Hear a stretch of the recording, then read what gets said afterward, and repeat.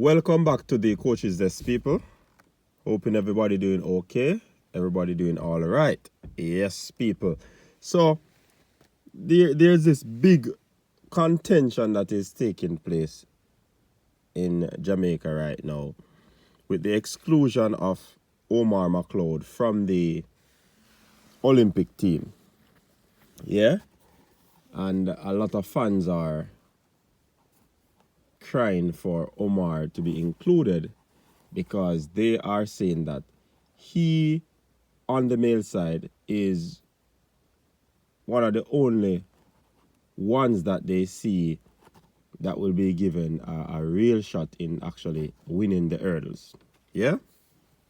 So the big question is now, should Omar be included? There are many points that are being made that what if he goes on the Diamond League circuit, runs a world record, runs sub 13, what would the J3s do in terms of adjusting the whole team where the 110 meter hurdles is concerned? So yeah, that's about a contention right now for Jamaica. A lot of persons, and of course, you know that Broadbell would have been given a medical exemption or receive a medical exemption. So he has a point to prove there. Trust me, this one has been a topic of discussion right throughout the track and field sphere.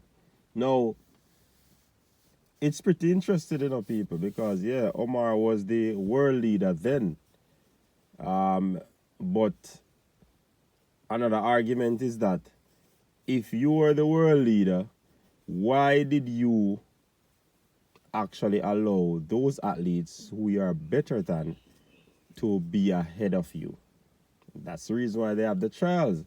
Because a man could be a world leader and a man peak at the right time and win. Persons also talking about these athletes are not good enough because Omar is better than them, but they are at the point of their training where they will improve. All three ran 13-1, so you have to take that into consideration. They will improve based on where they are at in their training. They will improve. They're going to be tapering, and trust me, they will be shaving off times as the tapering continues for them. So that is a non-argument for me. Omar is our best hurdler, yes, but he did not display that in that race for whatever reason. He made an open proclamation in writing where he was basically,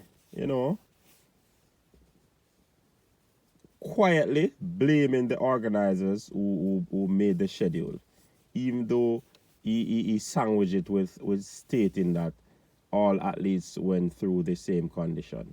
Now, I'm saying, Omar, since you know that you're the world leader and you have a little difficulty in the final, I think there would be a position where you could have opted to, being given a medical exemption in the final.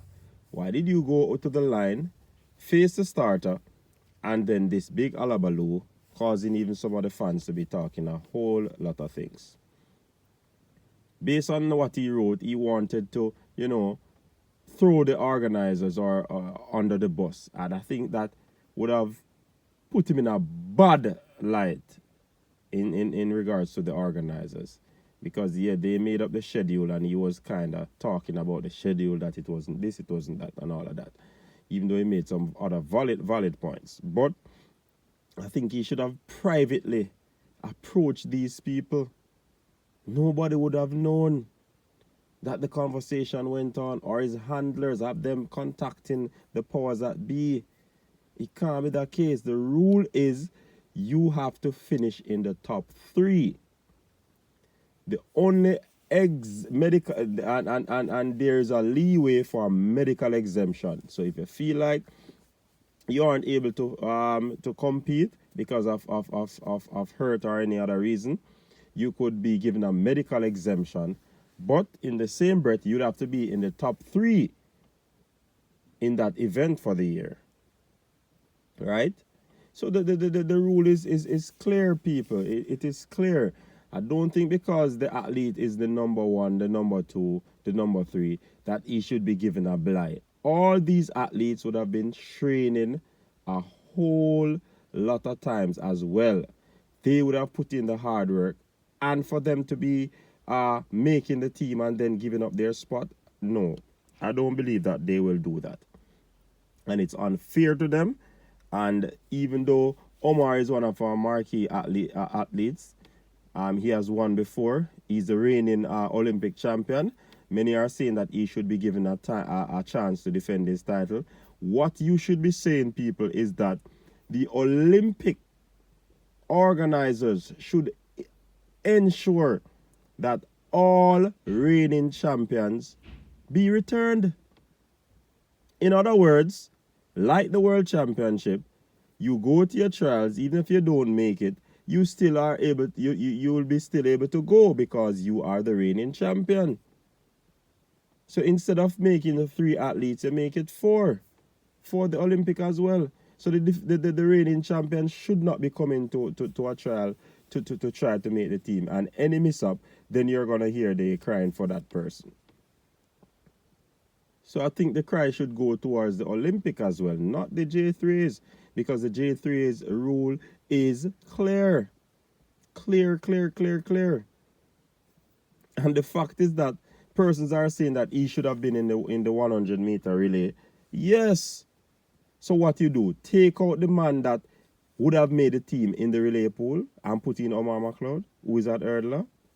Come on, people. We have to be thinking better than that. And we have to be fair to the other athletes who would have been training over a long period of time as well. No favoritism should be in it. It's on merit. You decide if you go. That's track and field. If you are better than the field, you should have dismissed the field. If you feel as if you are not feeling well, try and get the medical exemption, because you're the top athlete in Jamaica. Why did you go out in the race and push and you didn't make it, and then you're crying for a spot? No, that's not fair to the other athletes. And this is my take on the matter.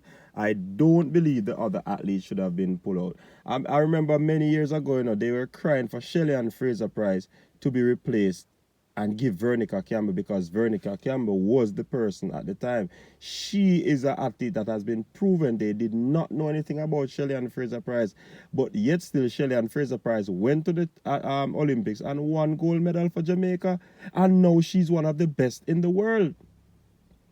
She has proven time and time again for Jamaica. So people, let us be fair, man. Let us be fair. We can't take away a man's spot just to give it to a man like that. No. Those athletes work for it. You understand? So in my estimation, the correct decision was made. He should not be in the team based on what he did. He did not finish in the top 3. Simply put. And the number 4 athlete has been given a reserve spot on the team. Quite frankly, the man didn't make it, so guess what? Don't try to force him in the team. What if they put him in the team, replace the answer parchment, then he goes and false start, or he doesn't medal? What are you going to say? It's an obstacle race. Anything is possible, people. These athletes that are these top 3 athletes, they can go to the Olympics and do well. Ronald Levy is a quality athlete. Damian Thomas was the perennial favorite in the NCAA Divisional 1 Outdoor Championship. He had a poor start. They did not call back the race to give Damian, because he was the favorite, to give Damian Thomas the opportunity to run that race. No. But he regrouped, and he came to the national trials, and he run a very good race. And he finished in the top 2. A matter of fact, he went into a PB mode. So, are you going to say because he had a bad championship, he should not come to the national trials? He came and he made the team. He ran fast. You understand? So, I mean, people, let us just move on from this. I know you will not move on. I'm awaiting the comments down below in the comment section because you're going to come at me. But I stand resolute with this decision by the J3s. I am not sure if they would have contacted them privately.